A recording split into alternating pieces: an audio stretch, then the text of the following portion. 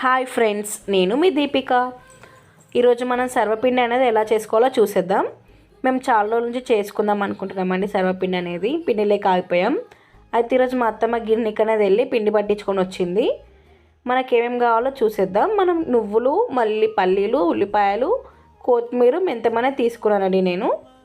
జీలకర్ర కూడా వేసుకోండి పిండిలో అనేది. జీలకర్ర, ఉల్లిపాయలు, నువ్వులు అనేది వేసుకోండి. నేను మెంతం, కొత్తిమీర అనేది మంచిగా కట్ చేసి కడిగి పెట్టుకున్నానండి. కలుపుకొని నాకు ఒక చేత్తో వీడియో తీసి ఇంకొక చేత్తో కలపనికి క్లారిటీగా అనేది నాకు వీడియో అనేది రాలేదు. కొంచెం స్కిప్ చేసేయండి. కొంచెం అది కారం ఎక్కువ ఉంటుంది, అందుకే నేను కొంచెం కారం అనేది తక్కువ వేసుకున్నాను. మీరు కూడా ఒకసారి కారం అనేది చూసి తగినంత అనేది వేసుకోండి. ఉప్పు కూడా నేను 2.5 స్పూన్లు అనేది వేసుకున్నాను. కొంచెం మనకి ఉల్లిపాయలు కూడా కొంచెం మంచిగా స్మాష్ అయ్యేలా కలుపుకోండి. మనకి వాటర్ అనేది మనం చపాతీ పిండి అనేది ఎలా కలుపుకుంటామో మనం ఈ సర్వపిండికి కూడా అలాగే కలుపుకోవాలి. మరి బాగా మెత్తగా అయితే కూడా మనకి గిన్నెకి అనేది అంటుకుంటుందండి పిండి. మరి మెత్తగా చేసుకోవద్దు. మనం చపాతీ పిండి అనేది ఎలా కలుపుకుంటామో అలాగే కలుపుకోవాలి.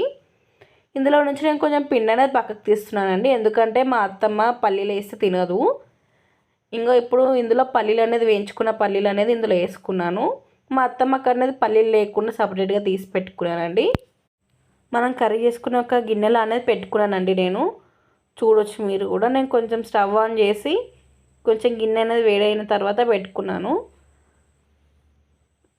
మనకి కొంచెం పిండి అనేది ఎక్కువనే పడుతుంది. చూడండి మీరు కూడా నేను ఎలా చేసుకున్నాను. నేను ఫస్ట్ టైం అండి చేయడం.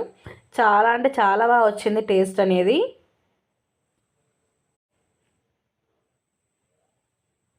నేను కొంచెం శనగపప్పు నానబెట్టింది కూడా వేద్దాం అనుకున్నాను, కానీ కొంతమంది తింటారు, కొంతమంది తినరు కదండి శనగపప్పు అనేది వేస్తే, అందుకే వేయలేదు. మనం ఇలా హోల్స్ పెట్టుకొని కొంచెం మనకి సర్వపిండిలో అనేది ఆయిల్ కొంచెం ఎక్కువనే పడుతుందండి. కొంచెం ఎక్కువ అనేది వేసుకోవాల్సి ఉంటుంది. మనకి ప్లేట్కి కూడా అంటుకోవండి. మనం సర్వపిండి అనేది కొంచెం ఆయిల్ అనేది ఎక్కువ వేసి చూడొచ్చు. ఇట్లా కొంచెం మంచిగా అయిన తర్వాత దానంతలో అదే మనకి సర్వపిండి అనేది బయటకు వచ్చేసింది. ఒక్కసారి నేను చెప్పినట్టు మీరు ట్రై చేయండి. సర్వపిండి అనేది చాలా అంటే చాలా బాగా వస్తుంది. మీకు వీడియో ఇక్కడ వరకు నచ్చినట్టయితే ప్లీజ్ లైక్ చేయండి, షేర్ చేయండి, సబ్స్క్రైబ్ చేయడం మాత్రం మర్చిపోకండి. Thank you. ఇప్పుడు మేము చూపించేది చేతి పెట్టి చూపించేది ఇది మా అత్తమ్మదండి సర్వపిండి. బాయ్.